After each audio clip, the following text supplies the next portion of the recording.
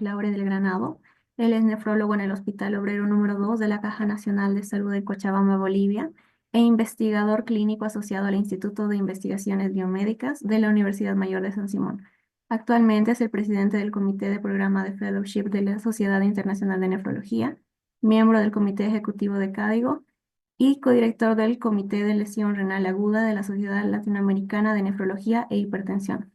Ha desempeñado un papel clave en iniciativas globales de la Sociedad Internacional de Nefrología, participando en distintos programas. Además, es co-líder del programa de mentoría de la Sociedad Internacional de Nefrología. Fue miembro del Comité Ejecutivo de la Sociedad Internacional de Nefrología y paz presidente nacional de la Sociedad Boliviana de Nefrología e Hipertensión. Sus principales áreas de investigación incluyen la epidemiología de la lesión renal aguda, terapias extracorpóreas, biomarcadores, salud móvil y el uso de redes sociales en la educación médica. Ha publicado más de 100 trabajos científicos, capítulos de libros y artículos de revisión. Buenas noches, doctor. Bienvenido. Puede iniciar con su exposición.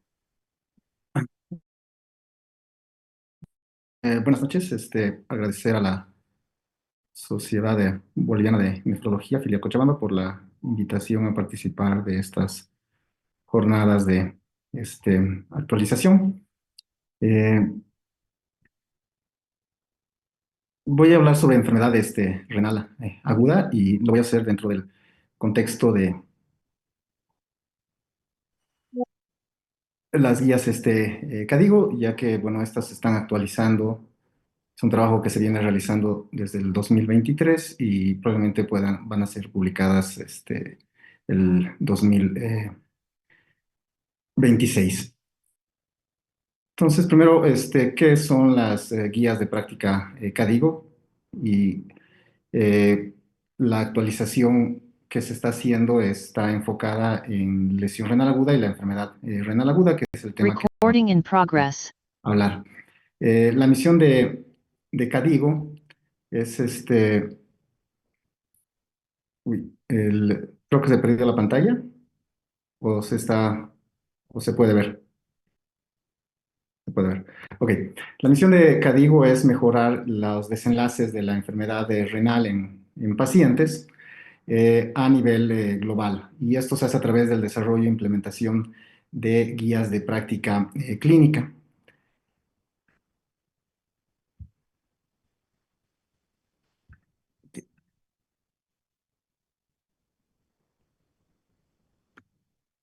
Ok. ¿Qué es CADIGO? CADIGO es una organización sin fines de lucro que está incorporada en Bélgica y básicamente lo que hace es implementar y desarrollar guías de práctica clínica basadas en evidencia en varias enfermedades renales, no solo enfermedad renal crónica, que probablemente es la guía o los criterios diagnósticos que ustedes más han escuchado. Las tres principales cosas a las cuales se dedica CADIGO son el desarrollo de guías de práctica clínica, el organizar conferencias de controversia. De hecho, este miércoles empieza una conferencia sobre nefrología verde, que tiene que ver sobre la huella de carbono que dejan las diferentes terapias de reemplazo renal y cómo se pueden mejorar. Y finalmente es la implementación de estas guías de práctica clínica a nivel global. Por lo tanto, los objetivos de CADIGO son traducir los avances científicos en guías de práctica clínica que sean útiles, basadas en evidencia, que estén disponibles a nivel global y que los clínicos puedan comprenderlas, utilizarlas alrededor del mundo. Y esta implementación pues se hace a través de programas regionales y locales y se toman en cuenta diferentes aspectos culturales, económicos, de lenguaje, regulatorios, ¿no?, en diferentes países y factores ambientales. Y generalmente se tiende a hacer estas guías que sean fácilmente adaptables, que sean simples de utilizar, que estén validadas y obviamente basadas en evidencia y que sean útiles para el clínico que atiende a este tipo de pacientes en su práctica clínica diaria.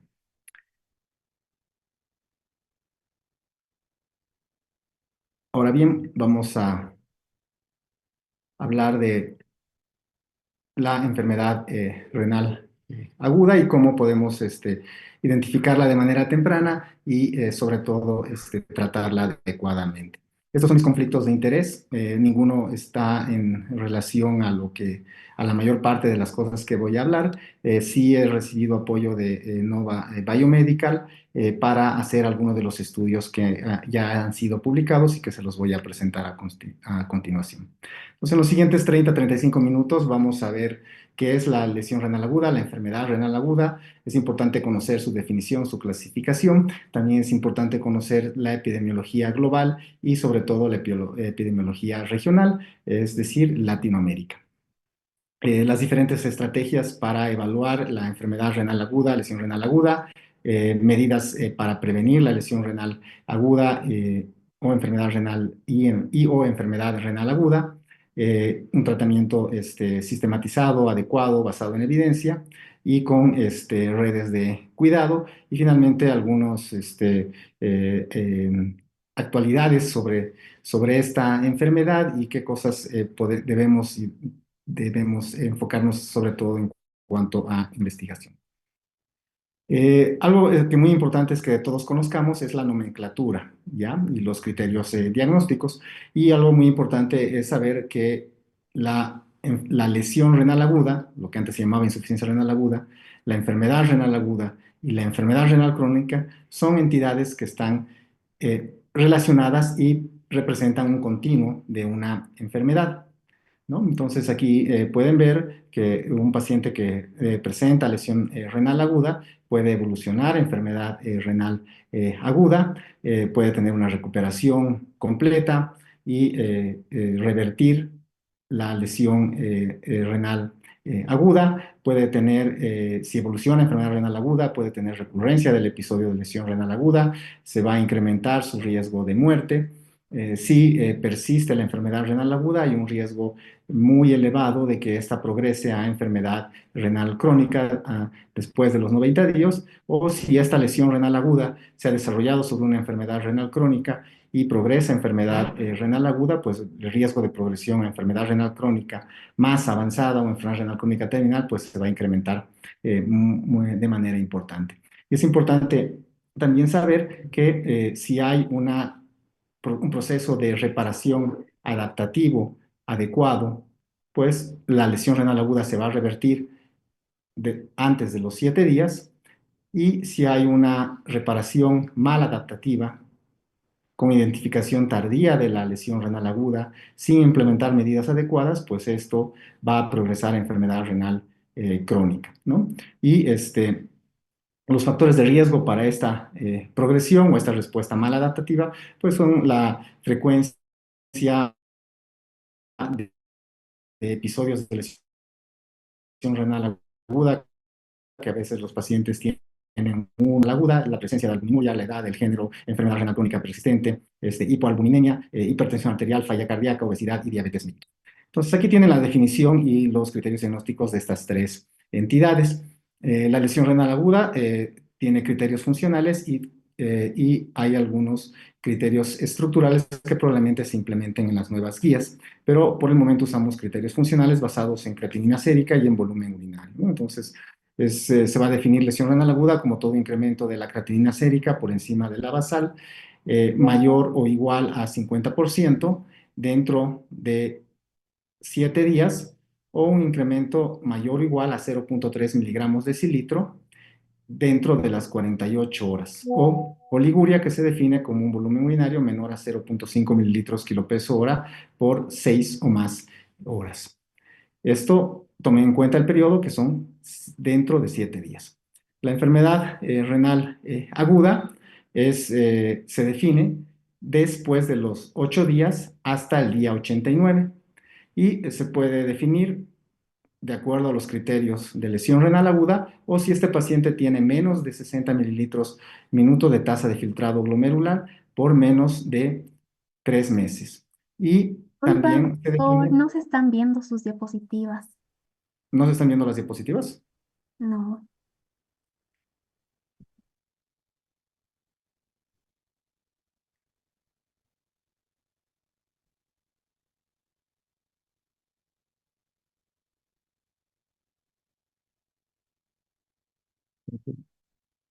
¿Ahora? Ahora Ahora sí, sí. Rolando. Ahora sí.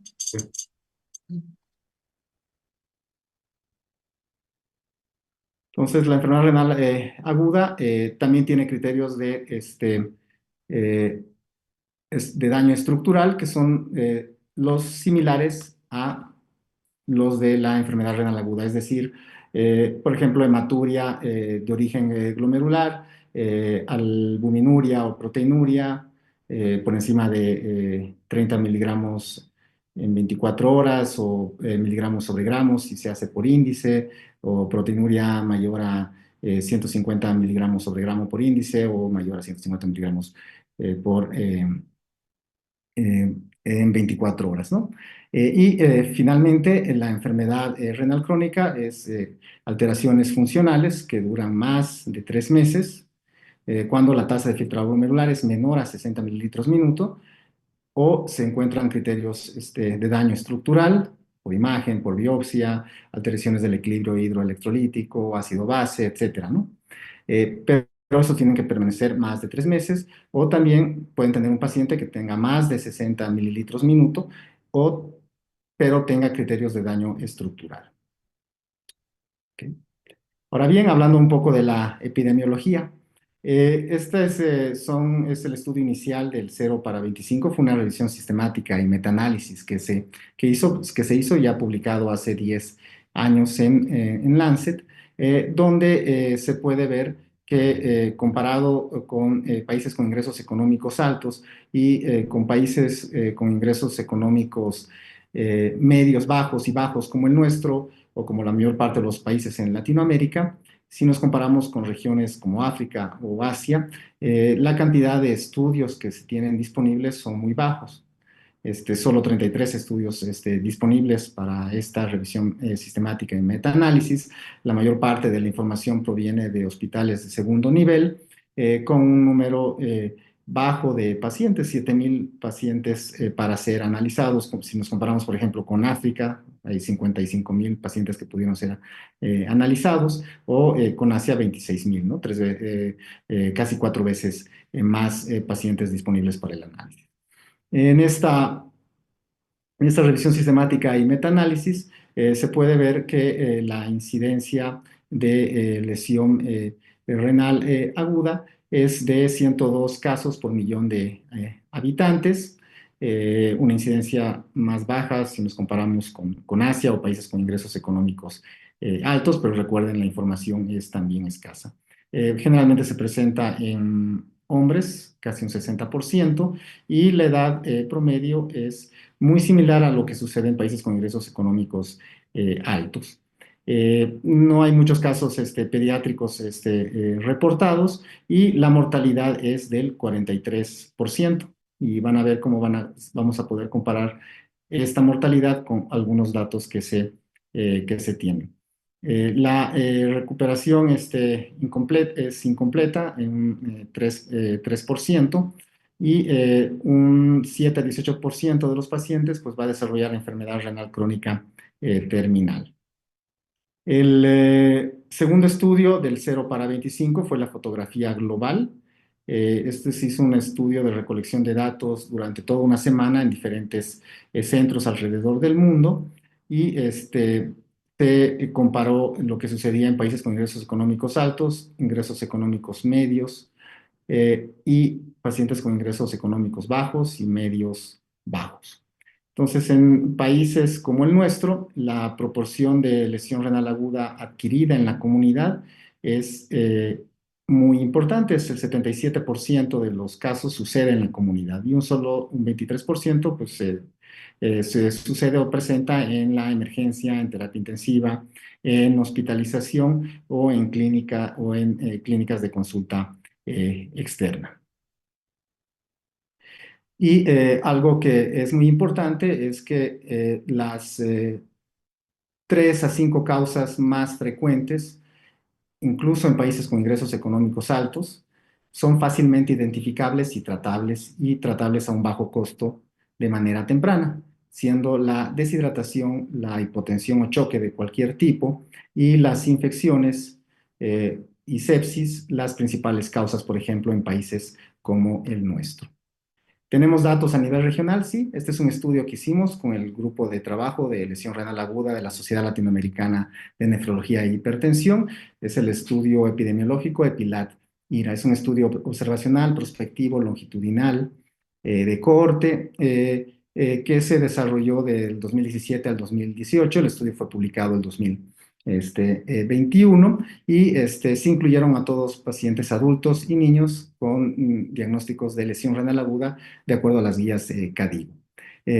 15 países, 41 ciudades, 77% de nefrólogos participaron en el estudio, el resto fueron médicos no nefrólogos y se obtuvieron datos de 905 pacientes. Aquí pueden ver hacia su lado derecho los países y el número de centros por países que participaron y abajo el número de pacientes ingresados por país. Y como pueden ver, Bolivia fue el tercer país que más eh, casos aportó en este estudio, demostrando la capacidad que se tiene en el país de hacer estudios de este tipo.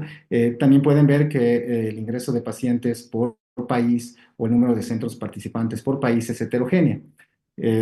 Sí es un estudio que nos permite comprender mejor la epidemiología de la lesión renal aguda, pero hay obviamente sesgos de selección.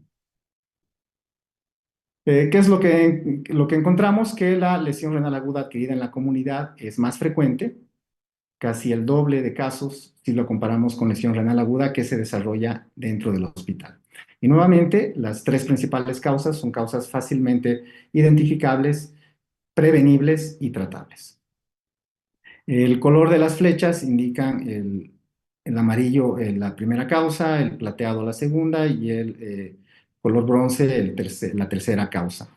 En lesión renal aguda adquirida en la comunidad, que es la forma más frecuente, la deshidratación, el choque de cualquier tipo y el uso de nefrotóxicos, incluida medicina herbolaria, son las tres principales causas. Y en el medio intrahospitalario, la principal causa es el choque de cualquier tipo, séptico, siendo el principal, cardiogénico, hipovolémico, etcétera. Y el uso de nefrotóxicos dentro del hospital, incluidos los inhibidores de bomba de protones, son las causas más frecuentes. Y en tercer lugar está la deshidratación.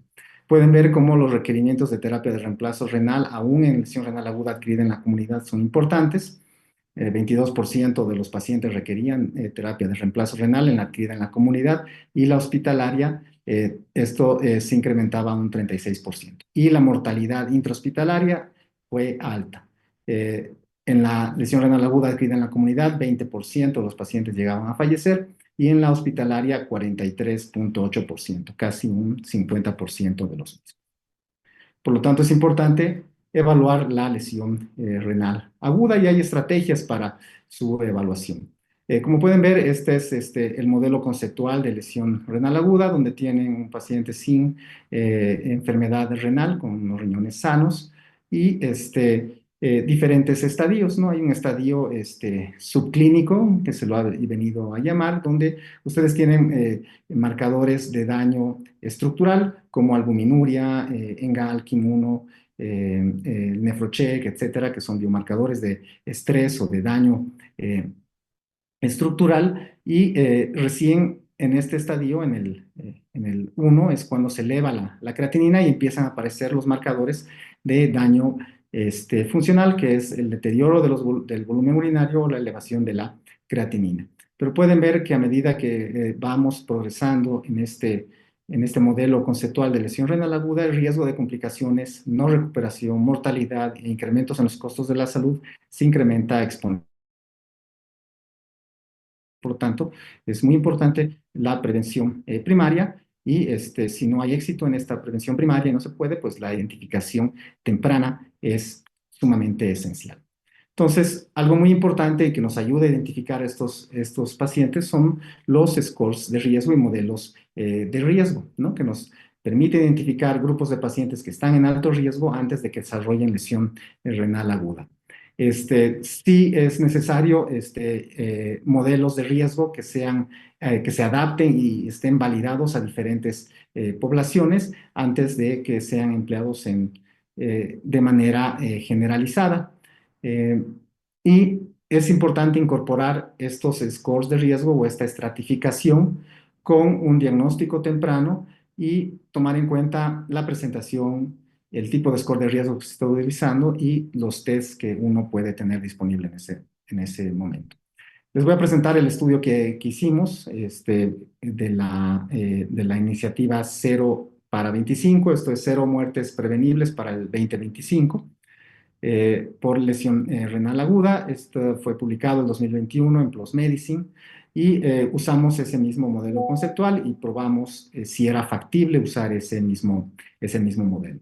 Entonces, lo que hicimos en ese estudio es tener tres, eh, tres, tres cajas de factores de riesgo para lesión renal aguda, que los tienen acá. En la caja verde, exposiciones o síntomas, perdón, en la caja celeste las exposiciones a daño renal y finalmente en la caja verde síntomas que pueden indicar enfermedad renal, ¿no? Como diarrea, disminución del volumen urinario, etcétera, ¿no? Entonces, todo paciente que llegaba a un centro de salud, porque eso se hizo en centros de salud, hospitales de primer, segundo nivel o salas de urgencia, que tenían uno o más de estas causas, factores predisponentes o exposiciones, se les calculaba un score de riesgo. Este score de riesgo se lo diseñó con los datos de la fotografía global 0 para 25, de acuerdo a las razones de momios que se sacaron de ese estudio y se aplicó algo que se llama regresión logística. Entonces, pueden ver que son síntomas que se les asignó un puntaje y se tiene un puntaje que va de 1 como mínimo a un máximo de 17. Y los pacientes que tienen un riesgo moderado son los que tienen 3 o más puntos y un riesgo alto, 6 o más puntos. ¿Ya? Entonces, el coordinador clínico en estos pacientes calculaba este score de riesgo. Si era más de 3, se pedía un consentimiento informado y se ingresaba al paciente al estudio. Y se hacían dos cosas: se medía una tira reactiva de orina para identificar proteinuria o hematuria, que eran marcadores de daño estructural, y se medía una creatinina capilar usando un dispositivo portátil donde, igual a un glucómetro, uno obtenía la creatinina en 30 segundos. Y esto nos permitía clasificar a los pacientes como no enfermedad renal, si la tasa de filtrado glomerular calculada con esta creatinina era mayor de 60, como enfermedad renal aguda, siguiendo los criterios que ya les mostré, menos de 60 de filtrado glomerular, y sin enfermedad renal si es que no había ni marcadores de daño estructural ni deterioro funcional. Y enfermedad renal crónica, aquellos pacientes que cumplían criterios de enfermedad renal crónica que les mostré al inicio, y obviamente en los cuales teníamos una creatinina basal.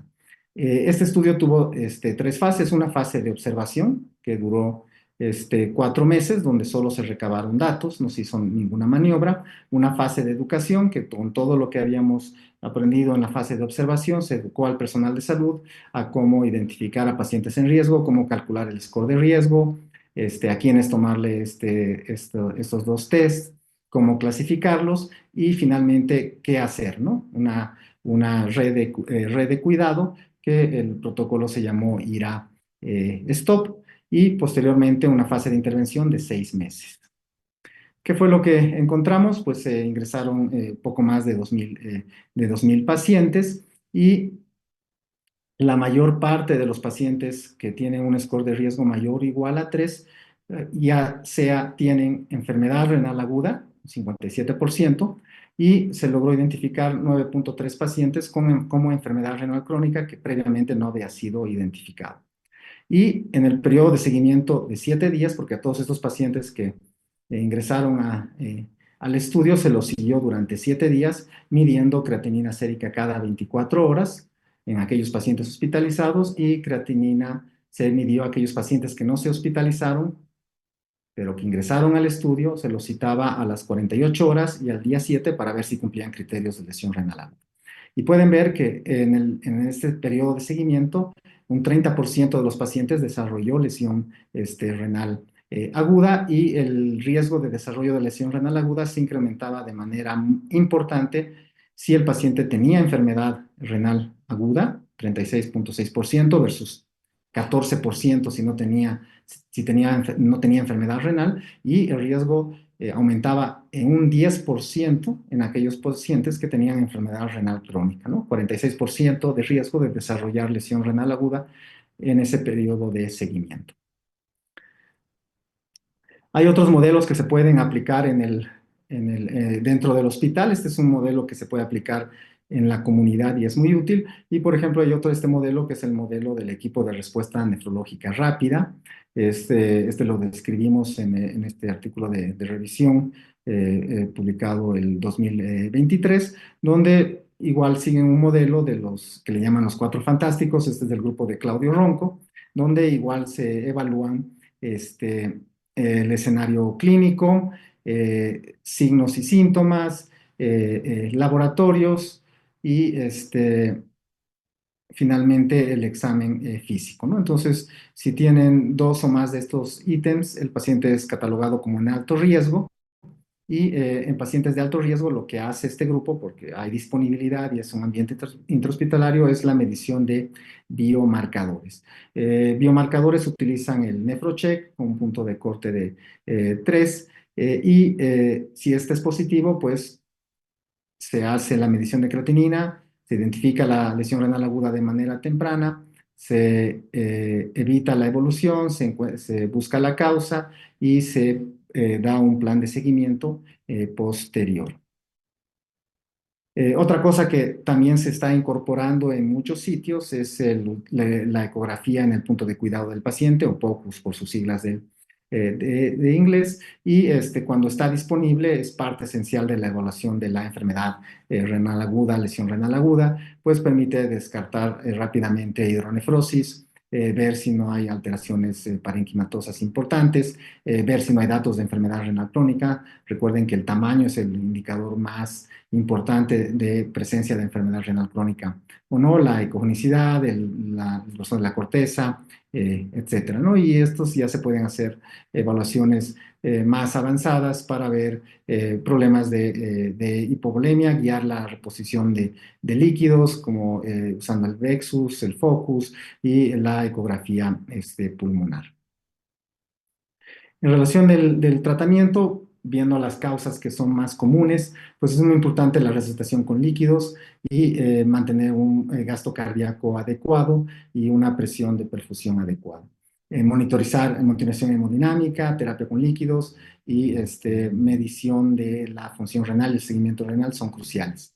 Todo esto va a depender del contexto, no hay blancos universales. Discontinuar medicamentos nefrotóxicos y el uso apropiado de antibióticos de manera oportuna. Generalmente lo ideal es empezarlos dentro de la primera hora cuando se sospecha de un proceso infeccioso o de sepsis, y dosis adecuadas de acuerdo a la función renal.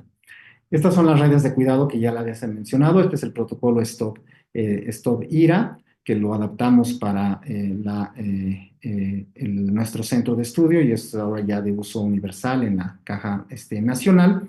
Y pues básicamente es sepsis, buscar datos de sepsis y tratarla. Usamos el QuickSOFA para evaluarla rápidamente. Recuerden que las infecciones son de las 3 causas principales para lesión renal aguda. Toxinas, una de las principales causas.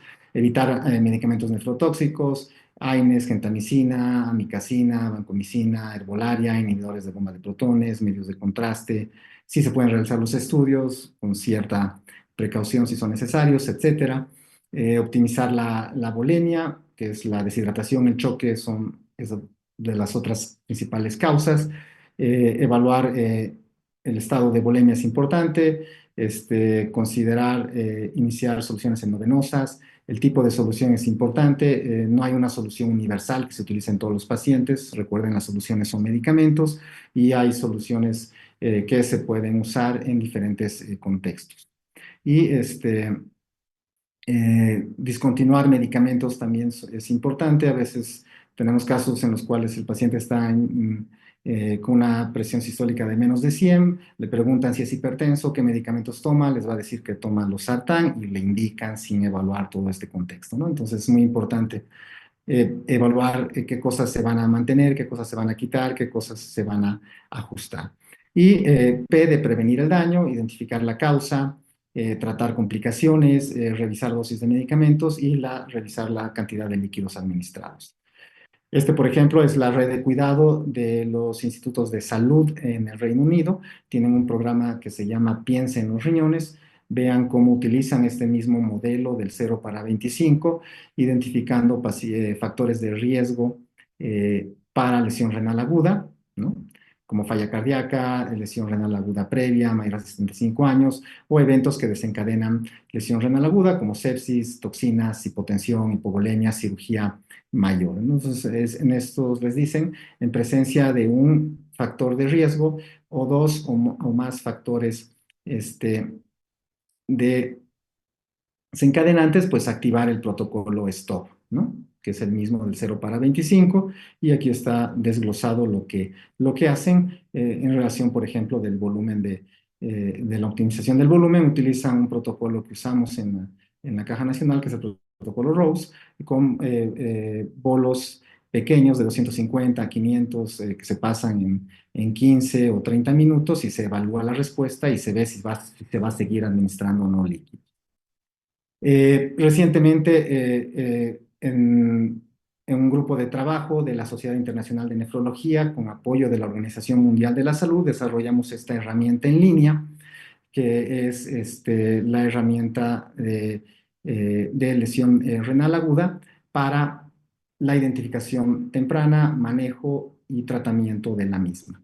Está basada en el concepto de las 5 R's, el mismo concepto en que está basado 0 para 25, identificar a pacientes en alto riesgo, reconocimiento temprano, una respuesta adecuada basada en protocolos, terapia de reemplazo renal en aquellos que lo necesiten, enfocándonos más en diálisis peritoneal, porque vivimos en países con ingresos económicos medios y bajos, donde no hay acceso a muchas de las terapias o centros urbanos con capacidad para esto.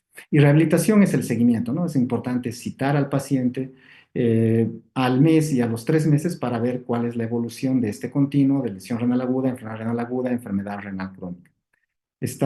Pueden ver que son las mismas 3 cajas, características del paciente, exposiciones y síntomas o signos, calcular el score de riesgo, más de 3 puntos, riesgo moderado o alto, medición de creatinina o esta creatinina en el punto de cuidado del paciente, tira reactiva de orina y intervención si se identifica enfermedad renal aguda o enfermedad renal crónica y hay riesgo, o se identifica lesión en renal aguda y se aplica el protocolo IRA-STOP.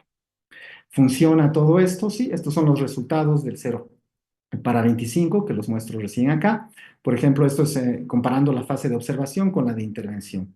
Entonces, lo que vimos que en la fase de intervención, una mayor proporción de pacientes con lesión renal aguda, 62%, fueron identificados durante esta fase comparada con la fase de intervención. Y otras cosas más que son también importantes, las hospitalizaciones se redujeron y la mortalidad de pacientes con lesión renal aguda, es decir, estadios 2 y 3, disminuyó en pacientes que requirieron hospitalización. Esto quiere decir que muchos pacientes fueron tratados adecuadamente y fueron enviados a su casa, o que pacientes hospitalizados fueron tratados de manera adecuada y se redujo la tasa de mortalidad.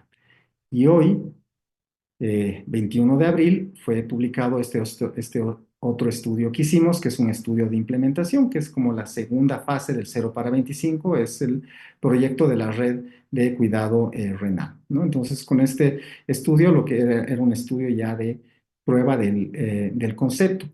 Lo que hicimos fue, primero, establecer un programa de educación y entrenamiento, que esto es clave en estos pacientes, y en toda red de trabajo. Y lo que se hace es evaluar a los pacientes de acuerdo a de estos scores de riesgo. Hicimos una adaptación del score de riesgo del 0 para 25 para mejorar su área bajo la curva. Esto nos permitió tener una sensibilidad del 92% y una especificidad del 58.9% con una área bajo la curva de 0.82, ¿no? Como pueden ver, se simplificó el score y el punto de corte eran de 10 o más puntos. Aquel paciente que tenía 10 o más puntos se medía creatina sérica, la tira reactiva de orina en sitios donde estaba disponible y se determinaba el estadio de la lesión renal aguda y se empezaba el protocolo de manejo y se los seguía a los 90 días. Ingresamos en este estudio 4.311 pacientes y se encontró que 67.8% de los pacientes tenía enfermedad renal aguda, con solo un 31.4% con enfermedad, sin enfermedad renal. Aquí tienen los 4 centros que participaron: Bolivia, Brasil, Nepal y Sudáfrica. En el caso de Bolivia, la mayor parte de la lesión renal aguda se la identificaba en estadio 1, 51.7%, menos incidencia de enfermedad renal crónica previamente no identificada, 2.9%, si lo comparan con 0 para 25, que era cercano al 10%, y solo un 25% de los pacientes sin enfermedad renal. Es decir, que este score de riesgo permite identificar de manera adecuada a aquellos pacientes, ya sea con enfermedad renal crónica previamente no diagnosticada o con enfermedad renal aguda. Y en cuanto a algunos datos de desenlaces y causas, ahí tienen Bolivia en el primer recuadro. Nuevamente, infecciones, hipovolemia y toxinas dentro de las tres principales causas, y la principal causa son las infecciones en la mayor parte de los países. La mayor parte de los pacientes recibió líquidos, soluciones y antibióticos. La diálisis, vean cómo se redujo, si vamos comparando los datos de la fotografía global del 0 para 25, la revisión sistemática y metanálisis, o el estudio de Piladira, donde el requerimiento de diálisis era de 43% en pacientes hospitalizados y de 20% en pacientes adquiridos en la comunidad. Vean cómo este programa reduce la necesidad de iniciar diálisis en un 3.5%. La sobrevida, vean cómo se incrementa. La mortalidad, recuerden que era alta, entre 22% a 46%, según el estudio de Piladira. Vean la sobrevida al alta, 90%. Y la recuperación a 90 días solamente fue 37% incompleta, ¿no? Es decir, que más de la mitad de los pacientes tienen una recuperación completa de la función renal, con muy poco desarrollo o progresión hacia enfermedad renal crónica. Hay otros modelos en cirugía donde se han visto, analizado estas redes de cuidado. Este es el estudio Prebaki, ¿no? 276 pacientes, cirugía no cardíaca mayor, que los aleatorizaron a cuidado estándar. Básicamente era mantener una presión media mayor a 65, presión venosa central entre 8 a 10 y reinicio de IECAS o ARAS en pacientes una vez que estén hemodinámicamente estables. Y en el grupo de intervención, pues se quitaron todos los nefrotóxicos, no se iniciaron IECAS o ARAS hasta 48 horas después de la cirugía, monitorización continua de creatinina y volumen urinario, evitar hiperglicemia, no medios de contraste en ese periodo, monitorización con un monitor pico, es decir, más estricta, y manejo de volumen por protocolo. Y lo que encontraron es una reducción en todos los episodios de lesión renal aguda de 71% a 55.1%, y igualmente la lesión renal aguda moderada grave de 44.9% a 29.7%. No hubo diferencias en cuanto a mortalidad, desenlaces combinados, que es el MAKE, a 30, 60 y 90 días. Tampoco diferencias en cuanto a estancia hospitalaria ni en terapia intensiva. Y el otro estudio es el BIG-PAC, ¿no? Que también es en cirugía mayor, no cardíaca. El mismo concepto, comparan un grupo de cuidado estándar versus un manejo protocolizado, y pueden ver que la reducción de los episodios de lesión renal aguda fue importante. Si comparan la barra gris clara, tratamiento estándar, con la barra gris oscura, que es el tratamiento basado en protocolos. Y esta diferencia es mayor si comparan estadios moderados o graves de lesión renal aguda. Al igual que en el estudio Prevaki, no hubo diferencias en cuanto a mortalidad. Finalmente, el estudio, el concepto del ninja, este es un concepto en población pediátrica, y cómo se pueden emplear scores de riesgo, biomarcadores y un manejo protocolizado. Es un estudio prospectivo donde pacientes admitidos a la unidad de cuidados intensivos pediátricos se les medía el score, el índice de angina renal, que tiene un punto de corte mayor o igual a 8. En los que tenían mayor o igual a 8, que es un alto riesgo, se les medía un biomarcador que es ENGAL, que detecta daño estructural.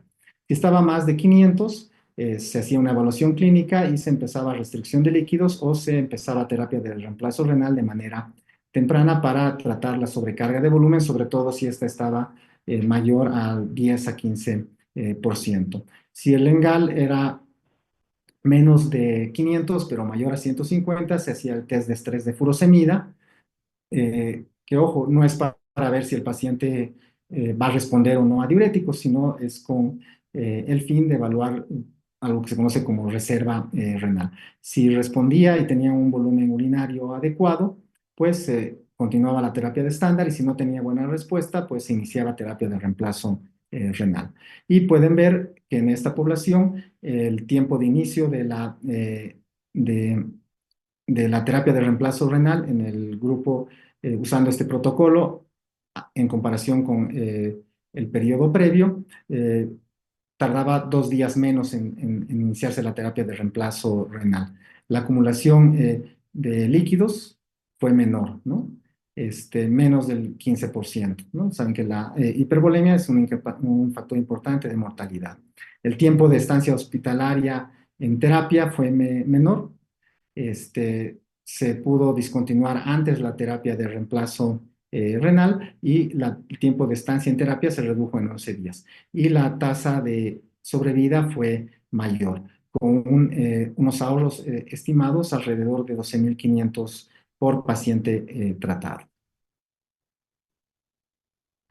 Estos son, esta es una revisión sistemática y metaanálisis donde comparan el cuidado, el uso de del KDIGO Bundle, que es la red de cuidado o las estrategias de cuidado y de tratamiento de KDIGO, y pueden ver, aquí están todos los estudios, en relación a la incidencia, favorece el uso de estas redes de cuidado.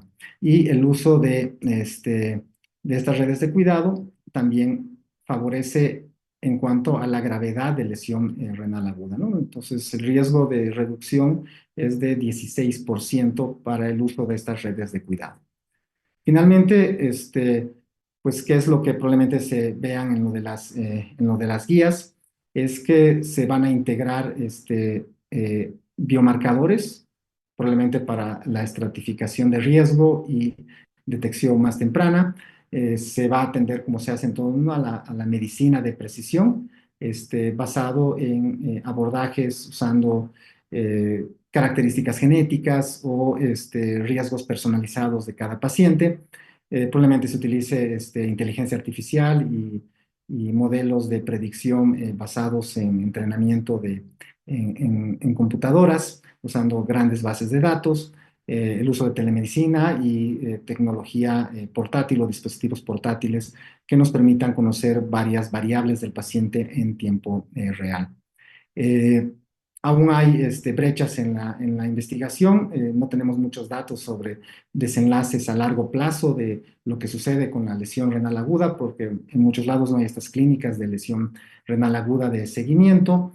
La estandarización de diferentes biomarcadores en poblaciones específicas, evaluación de la perfusión renal con métodos no invasivos, impacto de las plataformas de salud digital en la prevención de lesión renal aguda, y hay muchos estudios que están evaluando intervenciones farmacológicas para prevención de lesión renal aguda, por ejemplo, utilizando los SGLT2 o agentes que pudieran proporcionar alguna protección a nivel renal una vez que se desencadena el daño agudo. Y también hay estrategias en cuanto a investigar protocolos para prevención a exposiciones. Finalmente es muy importante la educación y el entrenamiento, el uso de un trabajo multidisciplinario. Hay que interesar a los intensivistas, a los bioquímicos, a los médicos de atención primaria, en que es necesaria la participación del nefrólogo en la lesión renal aguda, ¿no? Y que nos deben de llamar y no solo llamarnos cuando el paciente tiene criterios de urgencia para diálisis. Optimizar la distribución de recursos y enfocarnos a la atención del paciente, es decir, a la medicina individualizada y de precisión. Creo que esa es la última. Muchas gracias por su atención.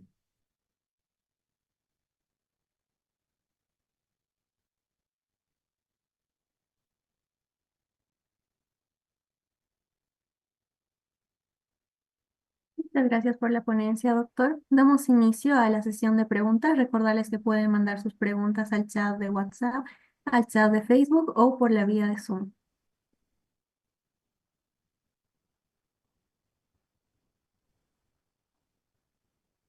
Muy bien, doctor. Muchas gracias por su ponencia. Vamos a comenzar con la primera pregunta, que dice, doctor, en su experiencia, ¿cuál considera que es el mayor desafío actual para lograr una detección temprana de la enfermedad renal aguda, especialmente en entornos con recursos limitados o en el primer nivel de atención? Yo creo que la principal dificultad es la no conciencia sobre esta enfermedad. Es muy importante, y como les mostré, la educación y la concientización sobre esta enfermedad es muy, muy importante. Saber que existe y saber que es una enfermedad que incrementa la mortalidad, los tiempos de estancia hospitalaria y los gastos para los sistemas de salud. Entonces, la educación a médicos de atención primaria es fundamental. Y a veces el no conocimiento de esta enfermedad, de los desenlaces, las complicaciones, el cómo tratarla de manera adecuada, cuando llamar al nefrólogo, pues es lo que ha hecho que no mejoren mucho las cosas en cuanto al manejo de esta enfermedad, la identificación temprana, etcétera.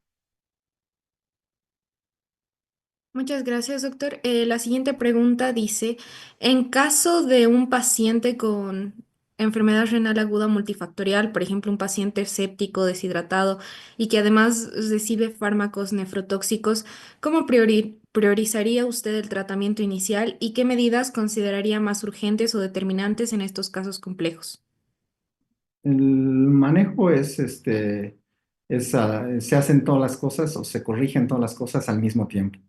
En ese caso, que es un paciente obviamente hospitalizado, que tiene varios factores o varias causas de lesión renal aguda, pues vean cómo es o recuerden el protocolo STOP, ¿no? Entonces, hay que tratar la infección, hay que evitar los nefrotóxicos, y hay que optimizar el manejo de la bulimia, ¿no? Entonces son varios puntos que se deben de hacer al mismo tiempo. No se debe de priorizar uno sobre el otro, sino este, hacer todas esas cosas de acuerdo a esas guías de cuidado, y eso obviamente va a optimizar los desenlaces. Y tenemos evidencia, les mostré los dos estudios, 0 para 25, Kidney Care Network y algunos otros estudios que mostraron que la identificación temprana, eh, la evaluación del riesgo del paciente y el tratamiento personalizado, pues es lo que tiene mayor impacto en los desenlaces a corto y a largo plazo.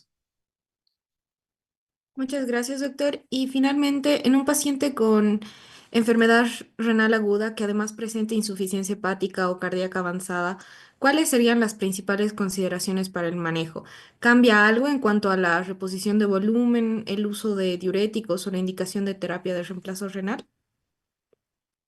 En el contexto de la falla cardíaca, la principal causa de lesión renal aguda es la congestión renal, ¿no? Entonces hay lo que tiene uno que hacer es enfocarse en tratar la insuficiencia cardíaca y ahí el uso de diuréticos de ASA es fundamental, a dosis adecuadas y también ajustarse a un protocolo porque se van a fijar en el hospital esto no está estandarizado, ¿no? Entonces, a veces los pacientes terminan recibiendo dosis que no son efectivas de 20 miligramos o de 10 miligramos de furosemida, cuando debieran recibir no menos de 40 miligramos a 80 miligramos al día de furosemida. En el caso de la lesión renal aguda asociada a enfermedad hepática, hay dos grupos importantes, pero en el grupo el cual tiene mayor mortalidad es lo que se conocía antes como síndrome hepatorrenal de tipo 1, que es el síndrome hepatorrenal con lesión renal aguda. Los criterios diagnósticos también han cambiado, se utilizan los mismos de KDIGO en el contexto de un paciente con enfermedad hepática crónica. Ahí es muy importante ver si es prerrenal o hemodinámica la lesión renal aguda o está asociada a síndrome hepatorrenal. Y hay biomarcadores como ENGAL o la fracción excretada de sodio que es extremadamente baja en el síndrome hepatorrenal, nos permiten identificar.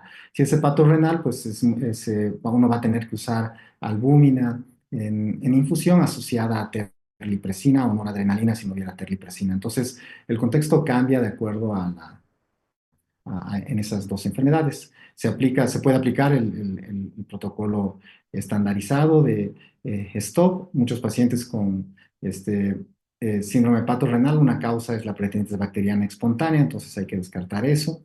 Igual aplica el ajuste de toxinas o la optimización de la bulimia, ¿no? Entonces, aplica el mismo principio básico, pero el tratamiento está obviamente enfocado a cada causa. Muchas gracias, Muchísimas doctor. gracias, doctor. Damos Creo que inicio a la mesa redonda. Esta es titulada Manejo integral de la enfermedad renal aguda y crónica en el marco de nuestras jornadas de actualización de nefrología.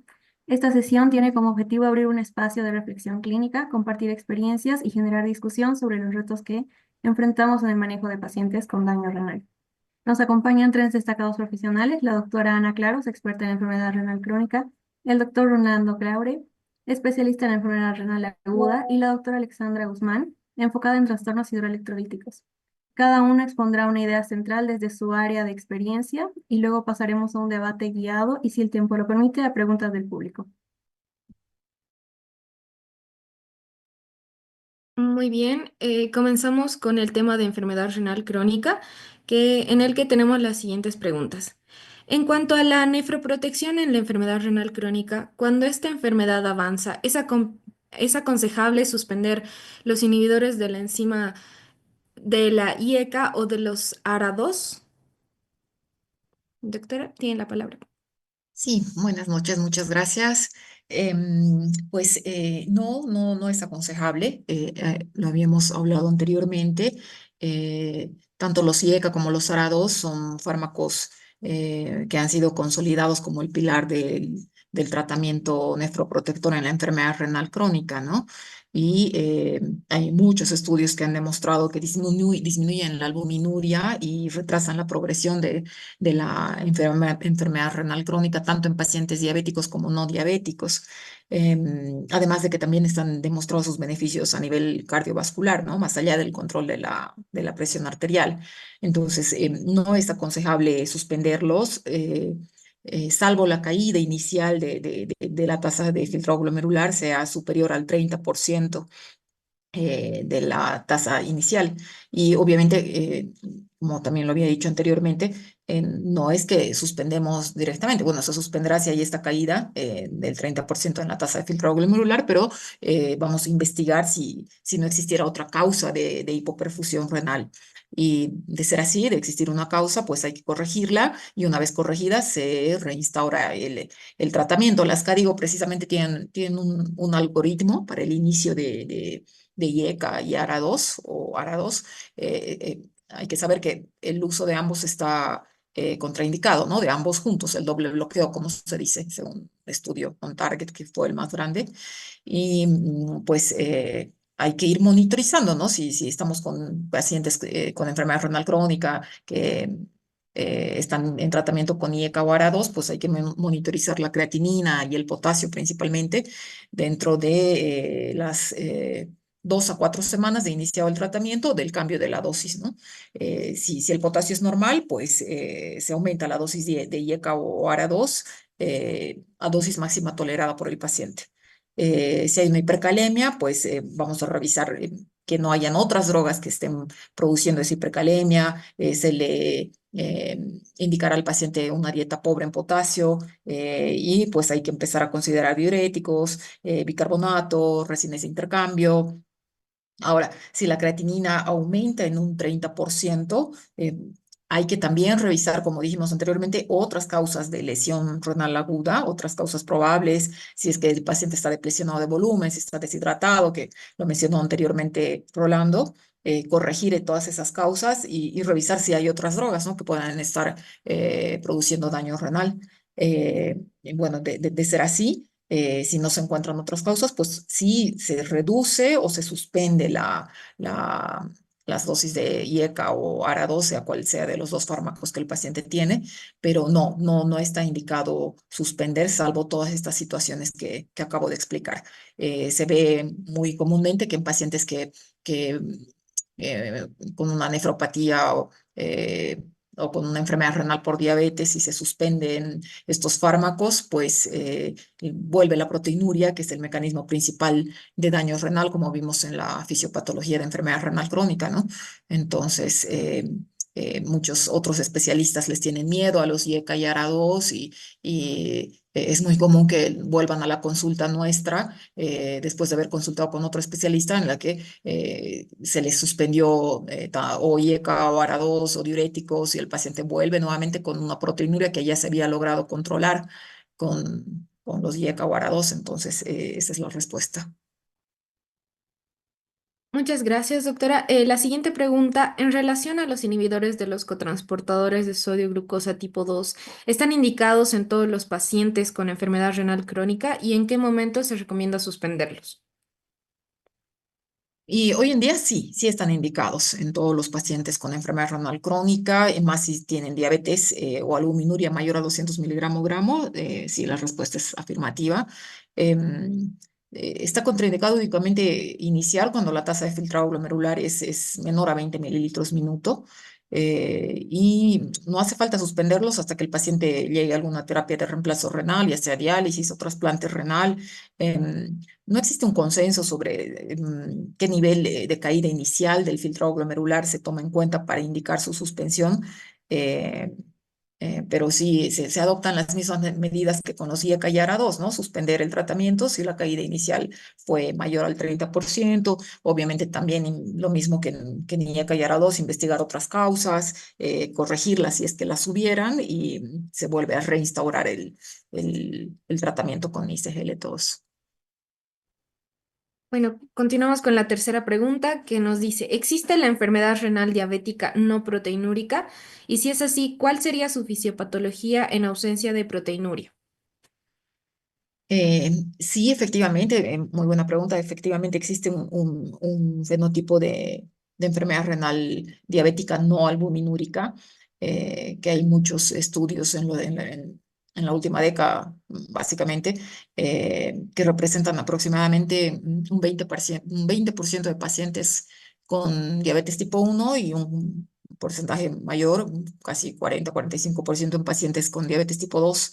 eh, Hay una disociación entre la función renal y el nivel de albuminuria. Eh, sí, el mecanismo fisiopatológico es otro.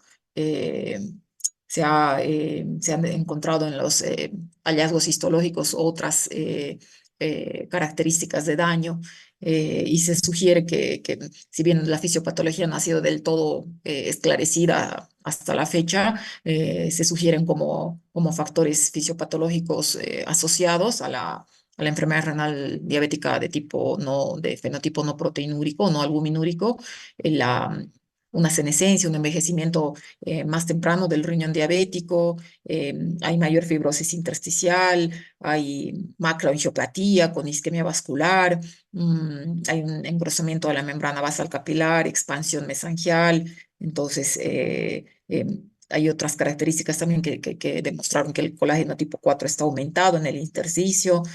No es la clásica glomerulosclerosis que se ve en la enfermedad renal crónica diabética de tipo proteinúrico, ¿no? Entonces, esa es la respuesta, sí existe.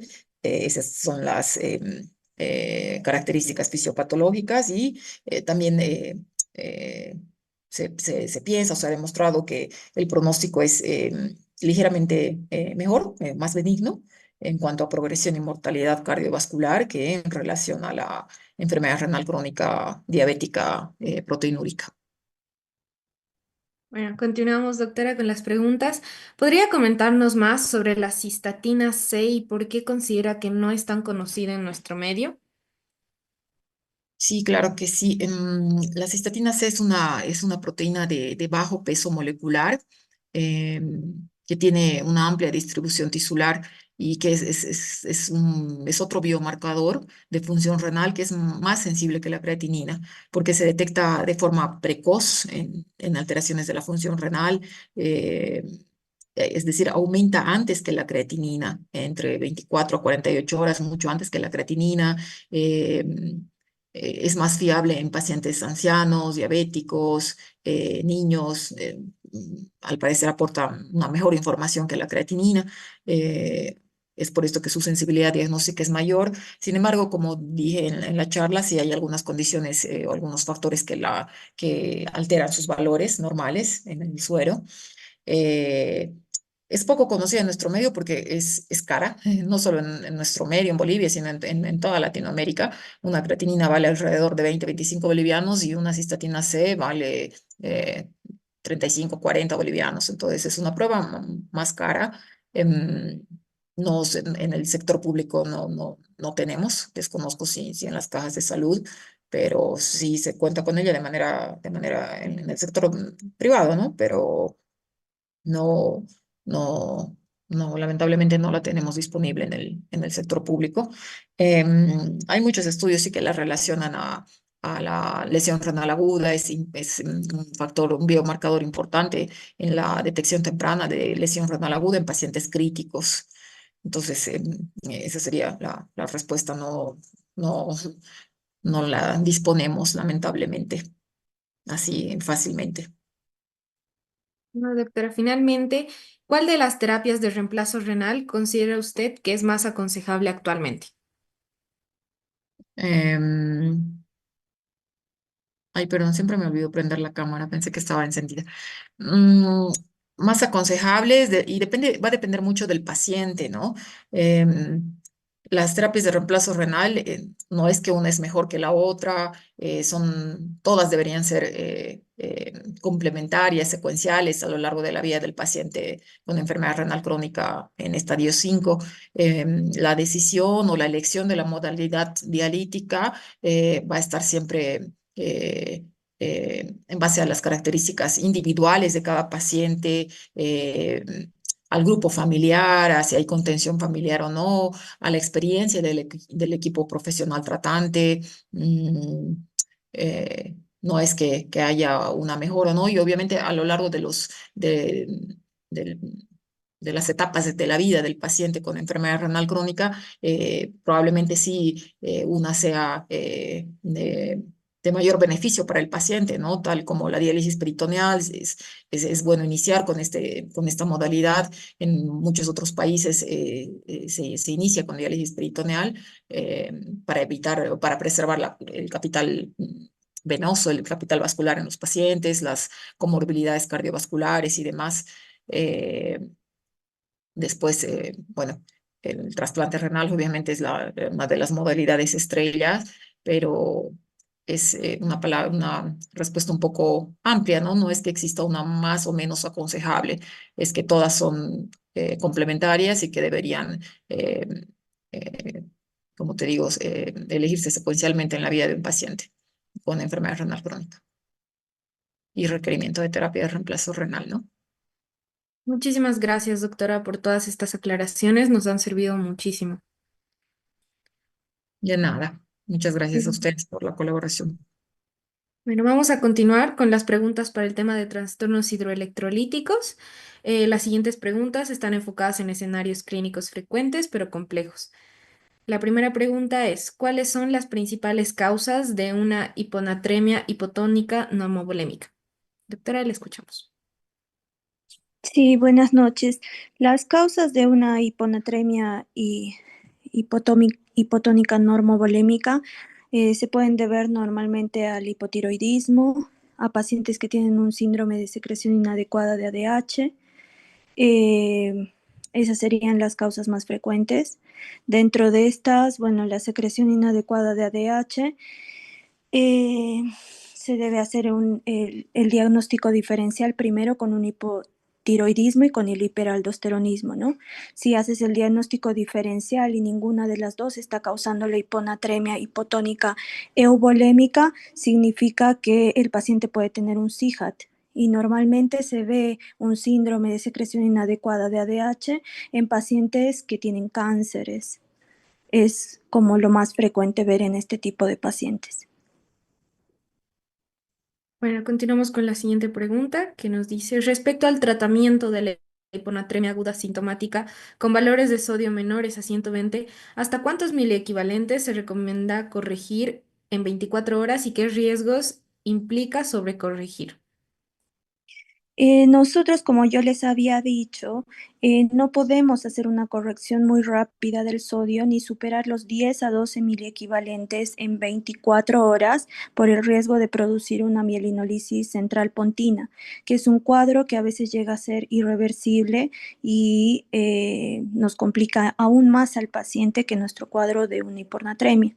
Para eso nosotros tenemos que hacer una monitorización constante del sodio, de la natremia, para no superar estos valores y llegar máximo a 10 a 12 miliequivalentes litro en las 24 horas de corrección. Muchas gracias, doctora. La siguiente pregunta es, en un paciente con TEC grave que desarrolla hipernatremia y poliuria, ¿en qué diagnóstico debemos pensar? Si nosotros tenemos un paciente que ha tenido un traumatismo craneano o que tiene cualquier patología cerebral por ser un tumor, digamos, hipofisiario, hipotalámico, nosotros si vemos que un paciente está evolucionando con hipernatremia y encima tiene poliuria, debemos pensar en una diabetes insípida central. Y esto se produce porque hay una disminución de la liberación de la hormona antidiurética a nivel de la hipófisis, lo que hace que nuestro paciente presente este cuadro clínico, y sabiendo nosotros esto, podemos hacer una prueba de la restricción hídrica, lo que nos ayuda a ver si el paciente responde a la restricción hídrica, es decir, tenemos que ver si la orina puede concentrarse del paciente. Lo que pasa en estos pacientes que tienen diabetes insípida central es que tienen una imposibilidad de concentrar la orina y por lo tanto la osmolaridad urinaria siempre va a ser baja. Eh, Al tener una osmolaridad urinaria baja y tú hacer restricción hídrica en este tipo de pacientes, si a pesar de hacerle la restricción hídrica continúan teniendo una osmolaridad urinaria baja, casi estás confirmando tu diagnóstico cuando usamos un exógeno como la vasopresina, que esto va a aumentar la liberación del ADH, pues la vasopresina es ADH, lo que va a crear que la osmolaridad urinaria empiece a mejorar, empiece a subir, y esto quiere decir que tu paciente tiene una diabetes insípida central y tienes que instaurar el tratamiento. Bueno, doctora, finalmente la última pregunta. ¿Cuáles son las alteraciones electrocardiográficas más frecuentes en un cuadro de hipocalemia? Bueno, normalmente los cuadros de hipocalemia también debemos ver los niveles del potasio, ¿no? Mientras menores sean los niveles de potasio, mayores alteraciones electrocardiográficas va a tener el paciente. Más si los valores son marcados menores de 2.5 a 2 miliequivalentes litro, el paciente empieza a tener manifestaciones electrocardiográficas donde se va a ver un aplanamiento de la onda T o una inversión de la onda T. La la aparición de una onda U que normalmente no se ve, que aparece después de la onda T, una depresión del segmento ST que normalmente no se ve en un electrocardiograma normal y una prolongación del QT. Eso es lo que tú puedes ver en un electrocardiograma. Ahora, si los valores siguen bajando y son menores de 2 miliequivalentes litro, puedes llegar a ver actividades eléctricas sin pulso, fibrilaciones, asistolia. El paciente puede llegar a fallecer. Por eso, la instauración rápida de un tratamiento para corregir esto sería lo ideal. Muchísimas gracias, doctora.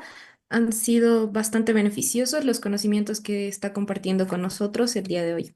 Muchas gracias a ustedes por la colaboración. Agradecido.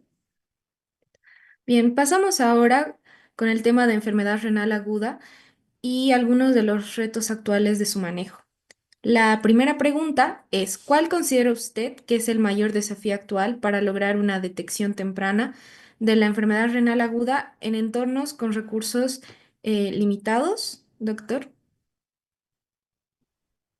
Ah, sí, bueno, creo que ya habíamos contestado esta pregunta y tiene mucha relación con la primera que me hicieron al terminar lo de la práctica y la plática, perdón, y creo que pues, el principal reto es la falta de conocimiento de la enfermedad, falta de conciencia de la enfermedad y falta de educación en nuestro personal de salud, fundamentalmente aquel personal de salud de atención primaria que trabaja en centros de salud, en hospitales comunitarios, etcétera, ¿no? Recuerden que en países con ingresos económicos medios, bajos y bajos como el nuestro, pues la principal forma de lesión renal aguda es aquella adquirida en la comunidad, ¿no? Entonces necesitamos poder identificar a los pacientes de manera temprana y identificar factores de riesgo, ¿no? Entonces esas son las principales barreras y pues está también la parte de falta de recursos, ¿no? El tener el no tener un laboratorio accesible en muchos de estos centros periurbanos o que no están en centros urbanos, pues es algo que obviamente va a impedir que se diagnostique la lesión renal aguda de manera temprana, pero estos dispositivos en el punto de cuidado del paciente portátiles como glucómetros y su implementación de su uso en estas áreas o regiones y en centros con recursos limitados, pues obviamente va a mejorar la detección temprana y el manejo oportuno de la lesión renal aguda. Gracias por volver sobre este punto, doctor. Ha sido muy valioso escuchar su perspectiva más a fondo. Y seguimos con la siguiente pregunta.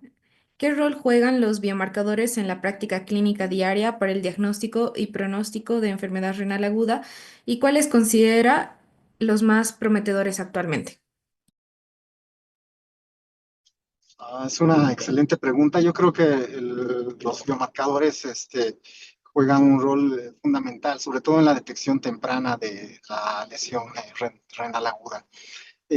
Hay esta lesión renal aguda que se ha venido a llamar como subclínica, es aquella en la cual tienes un marcador de estrés o de daño estructural positivo, como ENGAL, NEFROCHECK o albuminuria, pero no tienes ni deterioro de la función renal, esto es decir, no tienes elevación de creatinina o deterioro de los volúmenes urinarios. Entonces, el uso de estos biomarcadores pues, va a permitir una detección más temprana. También permiten estratificar el riesgo de diferentes pacientes en diferentes situaciones, como por ejemplo el ejemplo que les mostré de cirugía mayor no cardíaca. Y en relación a cuáles son los más prometedores, pues depende mucho del contexto. Hay biomarcadores que funcionan en un contexto determinado y otros que no lo hacen tanto. Eh, por ejemplo, ENGAL es un biomarcador aprobado por la Unión Europea para la detección temprana de lesión renal aguda, probablemente sea aprobado próximamente por la FDA. Es un biomarcador, por ejemplo, que nos ayuda a diferenciar el síndrome de pato renal con lesión renal aguda de la lesión renal aguda por necrosis tubular aguda o prerrenal. Otro biomarcador muy prometedor es el NEFROCHECK, que es una combinación de dos biomarcadores. Está aprobado ese, por ejemplo, por la FDA, no ha sido aprobado por la Unión Europea. hay estudios y protocolos donde se ha probado su utilidad, como los dos que les mostré, el eh, Big, Big Pack y Prevaki. Y otro biomarcador que es prometedor y que pues lo hemos dejado de utilizar por mucho tiempo en lesión renal aguda es la albuminuria, ¿no? Entonces, en países con ingresos económicos medios y bajos, donde pues será poco probable que mucho tiempo tengamos la posibilidad de pagar un nefrocheck, que más o menos el costo son de $80 por prueba, pues podemos emplear la albuminuria o el sedimento urinario, como biomarcadores tempranos, pero los biomarcadores tienen un rol muy importante en la lesión renal aguda. Bueno, doctor, tenemos otra pregunta que dice, ¿cómo podríamos integrar herramientas digitales como apps o sistemas de soporte clínico en la identificación y manejo precoz de la enfermedad renal aguda? La salud digital es un área que ha crecido bastante. De hecho, hay un consenso que es el consenso 27 del grupo ADKI, que trató este tema en lesión renal aguda y desde el uso de aplicaciones, la telemedicina en países como el nuestro que permite el manejo o guiar el manejo de la lesión renal aguda, el seguimiento tras un episodio de lesión renal aguda. Hay scores de riesgo que se mejoran para diferentes poblaciones usando inteligencia artificial. Hay centros donde el desarrollo de inteligencia artificial y procesos de educación usando máquinas, que es el machine learning, está tan avanzado como la unidad de terapia intensiva de la Universidad de Florida, donde tienen diversos monitores conectados que miden la frecuencia respiratoria, la temperatura de la piel del paciente, parámetros vitales, e incluso los diferentes médicos en algunas salas de estas que tienen sus propios avatares que pueden comunicarse en tiempo real con el paciente o con el personal de enfermería que está ahí. Entonces, la salud digital va a crecer exponencialmente. Hay muchos estudios sobre el uso de ChatGPT y cómo puede ayudar esto en tu práctica clínica diaria nefrológica. Entonces, esto sin duda va a crecer exponencialmente y es como lo que se dice mucho de la inteligencia artificial. El médico que sepa utilizar inteligencia artificial va a tener una extraordinaria ventaja frente a cualquier médico que no la utilice. Perfecto, doctor, muchas gracias. Continuamos. ¿Qué estrategias recomienda para mejorar la transición del manejo de la enfermedad renal aguda en UCI hacia una etapa de rehabilitación renal post episodio agudo? En eso es extremadamente importante el establecer equipos de cuidado multidisciplinario, ¿no? Entonces, hay un concepto muy interesante que es el concepto de Vicenza, que es del grupo del doctor Claudio Ronco de Italia, donde ha logrado establecer grupos multidisciplinarios de trabajo. Entonces, es muy importante que todos trabajemos al unísono dentro de la terapia intensiva y que participemos como equipo desde etapas tempranas, desde que se hace el diagnóstico. Lamentablemente, en nuestro medio, en terapia intensiva, no solo nefrología es vista como una especialidad que no se requiere su concurso de manera temprana. La mayor parte nos llaman solo cuando el paciente tiene criterios absolutos para empezar diálisis y no en etapas tempranas, ¿no? Entonces eso es algo que lamentablemente sucede en nuestro medio, pero lo ideal para optimizar el manejo es establecer grupos de trabajo multidisciplinarios donde el manejo sea conjunto. Finalmente, doctor, ¿cree usted que los criterios actuales de CADIGO para clasificar la lesión renal aguda necesitan actualizarse? ¿Y qué elementos incluiría o cambiaría? Recording stopped. Sí, es una muy buena pregunta y definitivamente el 2026, cuando salga la actualización de las guías CADIGO para lesión renal aguda, enfermedad renal aguda, los criterios diagnósticos van a ser modificados, se van a incorporar, estoy casi seguro, biomarcadores dentro del diagnóstico, y esto obviamente va a permitir optimizar la detección temprana y guiar el manejo de la lesión renal aguda. Muchas gracias, doctor. Finalmente nos mandan una pregunta al chat que dice, ¿cuál sería una nefroprotección adecuada si un paciente será sometido a contraste? Eso también es una excelente pregunta. El término ha cambiado. Antes se conocía como nefropatía por medio de contraste, luego cambió a nefropatía asociada a medio de contraste, y actualmente el término correcto es lesión renal aguda asociada a medio de contraste. Algo muy importante con los nuevos medios de contraste que se tienen disponible, que obviamente tienen mucha menos toxicidad o potencial tóxico a nivel renal. eh, no existe contraindicación para que un paciente que requiere hacerse una angiografía, es decir, contraste por vía arterial, o una tomografía, contraste por medio venoso, este, se, se la haga, ¿no? Entonces, si el paciente requiere, hay que hacerlo. Entonces, lo que hacemos, por ejemplo, en la Caja Nacional, y lo que probablemente va a venir recomendado en las guías CADIGOS, es que hay que calcular un score de riesgo, evaluar el riesgo de este paciente. Si el riesgo es moderado o alto, eh, el paciente va a ser sometido a medio de contraste intraarterial, como una angio, ya sea diagnóstica o diagnóstica terapéutica. El punto que hay que tomar en cuenta para iniciar profilaxis es una tasa de filtrado glomerular menor a 60. Si el paciente va a ser sometido a medio de contraste endovenoso, si la tasa de filtrado glomerular es mayor a 45, pues no necesita profilaxis. Si es menos de 45, sí va a necesitar profilaxis. Hay un estudio muy grande que se hizo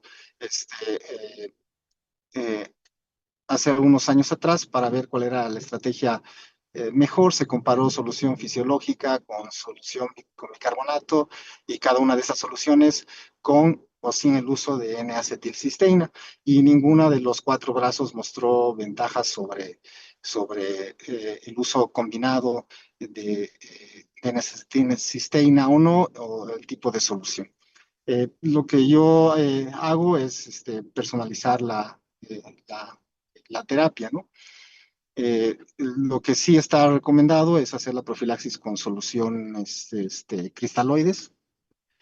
Se puede hacer una profilaxis rápida. Eh, Generalmente utilizo soluciones con bicarbonato en pacientes de riesgo moderado o alto, y solución cristaloide isotónica, ya sea Ringer lactato o fisiológica, dependiendo de si hay hiponatremia o no, hipocloremia o no, etc.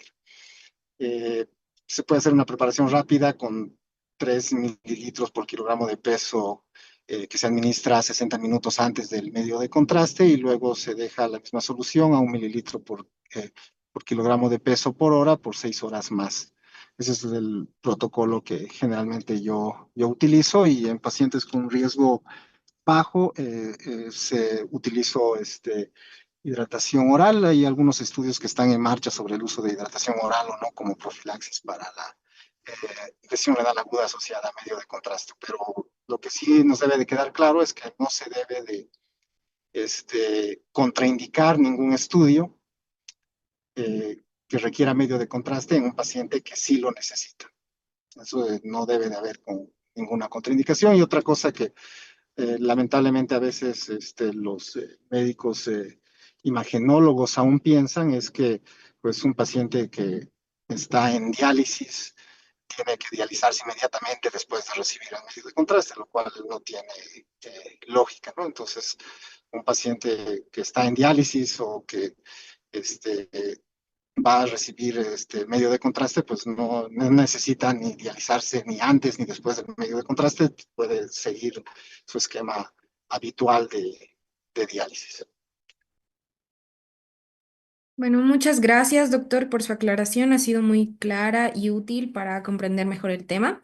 Antes de terminar con la mesa redonda, nos gustaría dar un espacio por si alguno de nuestros doctores desea agregar algún comentario, reflexión final o complementar alguna de las respuestas compartidas.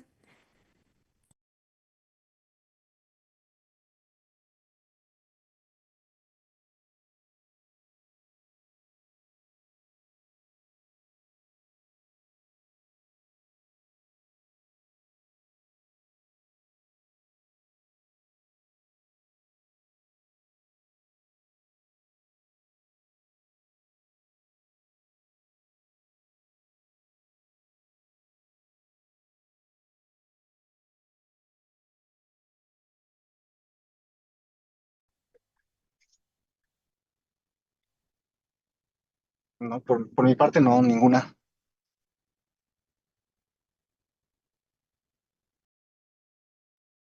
En vista de que no hay nada más que agregar, una vez más damos muchas gracias a los doctores por sus valiosas intervenciones y con esto damos por concluida las sesiones del día de hoy. Les agradecemos su atención y los invitamos a seguir participando de las jornadas. Muy buenas noches a todos.